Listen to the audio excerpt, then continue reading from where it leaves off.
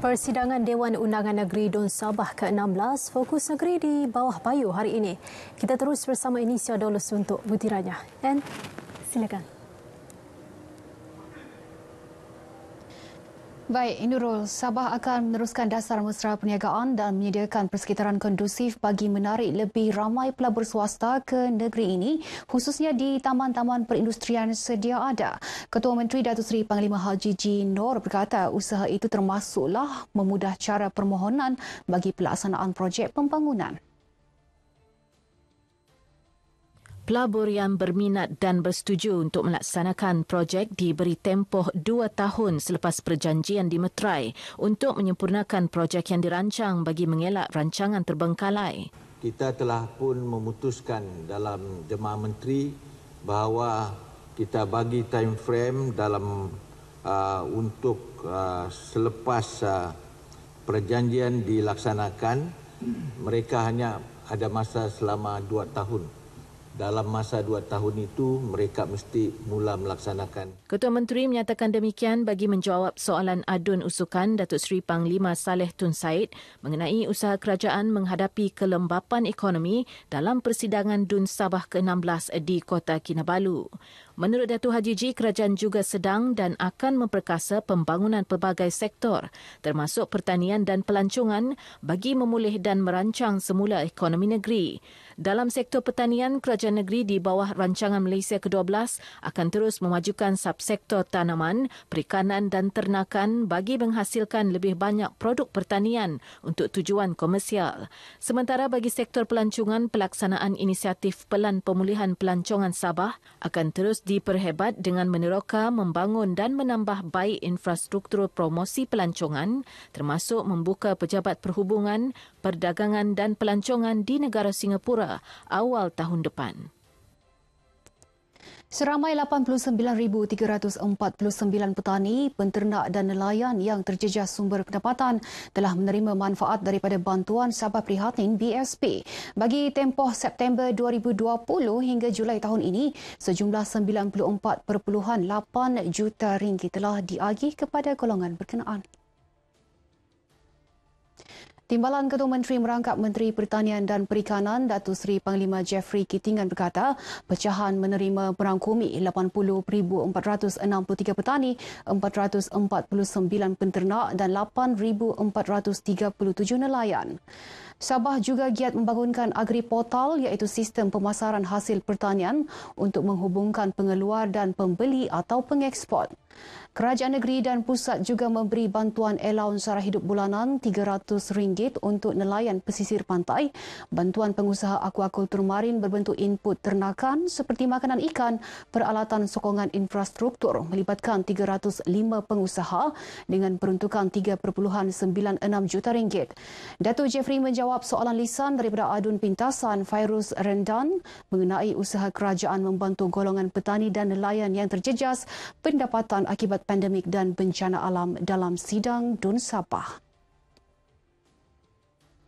Turut disebut dalam sidang Dun Sabah hari ini, projek bekalan air luar bandar kawasan Somporna yang kini dalam fasa pembinaan dan dijangka siap Ogos depan. Timbalan Ketua Menteri yang juga Menteri Kerja Raya Datuk Seri Panglima Bung Mokhtar Radin berkata, projek melibatkan 4 kawasan pengambilan tanah dan 9 pemilik tanah bergerak. Tanah terlibat terletak di Sungai Intan, Jalan Kuala Pokas, Kuala Bibang, Bukit Sakong dan Jalan Pantai Kampung Selamat, Kampung Mentelitip. Kesemua tanah tersebut telah diwartakan di bawah Seksyen 3 Ordinan Pengambilan Tanah pada Januari tahun ini. Disebabkan terdapat bantahan daripada pemilik tanah, maka perkara ini telah disulit dengan mesyuarat penerangan dan perundingan dan seterusnya mendapat persetujuan bersama dengan pemilik tanah pada 26 September 2021. Projek ini adalah dalam fasa pembinaan. Datuk Bung memaklumkan demikian ketika menjawab soalan adun senalang Datuk Seri Muhammad Syafiee Abdal. Kadar vaksinasi yang rendah di Sabah berbanding negeri lain adalah dipengaruhi beberapa faktor dan bukan berpunca daripada kekurangan bekalan stok vaksin. Antaranya unjuran populasi penduduk yang masih menggunakan statistik Jabatan Perangkaan Malaysia bagi tahun 2020. Menurut Menteri Pembangunan Masyarakat dan Kesejahteraan Rakyat Datuk Shah Helmi Yahya, terdapat juga kemungkinan warga asing yang kembali ke negara asal semasa Perintah Kawalan Pergerakan mempengaruhi kadar vaksinasi. Pada masa ini, Jabatan Kesihatan Negeri masih menunggu hasil bancian terkini. Pada masa ini, Jabatan Kesihatan Negeri Sabah masih menunggu hasil bancian tersebut. Penyelarasan pencapaian sebenar kadar vaksinasi hanya dapat diketahui dengan adanya hasil bancian daripada Jabatan Perangkat Malaysia dalam masa terdekat. Datuk Shah Helmi menyatakan demikian bagi menjawab soalan Ahli Dewan Undangan Negeri Adun Kukusan Rina Jainal dalam persidangan Dun Sabah di Kota Kinabalu. Kadar vaksinasi Sabah ketika ini mencapai 75.5% bagi dewasa dan 71% bagi remaja berbanding Sarawak dan Semenanjung yang masing-masing mencapai 91.2% dan 96.9% bagi dewasa serta 86.3% dan 86.1% bagi remaja. Pempengaruh media sosial khususnya di negeri ini digesa agar memanfaatkan kreativiti masing-masing dengan membantu menyampaikan maklumat dan fakta sahih kepada orang awam. Ini termasuk maklumat tepat berhubung polisi kerajaan. Ketua Menteri Datuk Seri Panglima Haji Jinwar berkata, medium berkenaan berupaya memain peranan efektif dalam memastikan orang awam memahami inisiatif di laksana kerajaan.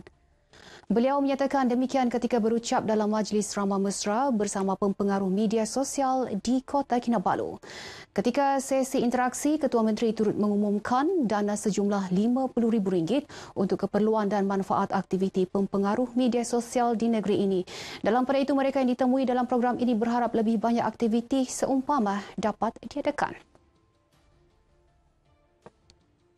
Program-program macam sebegini harus diadakan dengan lebih kerap kerana inilah salah satu cara untuk mendekatkan kerajaan dan juga rakyat supaya kita boleh berkolaborasi dan juga in English we say to make things happen supaya kita boleh kasih jadikan banyak benda dan saya rasa influencers memainkan peranan yang penting untuk mendekatkan rakyat.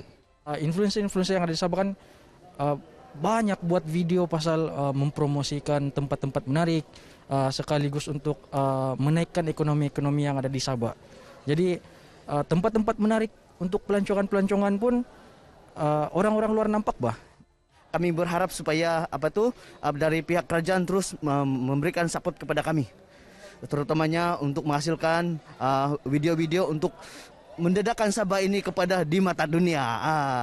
Di mana kami memerlukan peralatan-peralatan untuk menjayakan pembikinan video kami, konten yang berkualiti.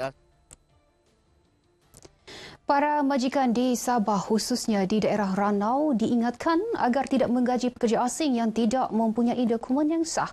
Ini bagi mengelak mereka dikenakan tindakan di bawah Akta Imigresen. Menurut Timbalan Menteri Dalam Negeri 2, Datuk Jonathan Yassin, bagi mengelak perkara sedemikian, pihaknya akan mengadakan program taklimat bersama para majikan di daerah tersebut mengenai pengambilan dan penggajian pekerja asing dalam masa terdekat. Kita juga mahu supaya ada engagement daripada pihak JIM dengan pihak majikan-majikan dalam daerah Ranau tentang perlunya mereka mengambil pekerja yang mempunyai dokumen yang sah untuk bekerja. Datuk Jonathan berkata demikian kepada pemberita RTM selepas menghadiri taklimat tertutup Jabatan Imigresen di Kompleks Pentadbiran Kerajaan Persekutuan di Ranau. Terdahulu beliau melawat ruang pejabat jabatan berkenaan yang terletak di aras bawah bangunan ini. Baik, sekian perkembangan dari Sabah untuk petang ini. Teruskan bersama RTM, patuhi SOP, jaga diri. Kembali bersama Nurul. Silakan Nurul. Terima kasih Andy atas perkembangan itu.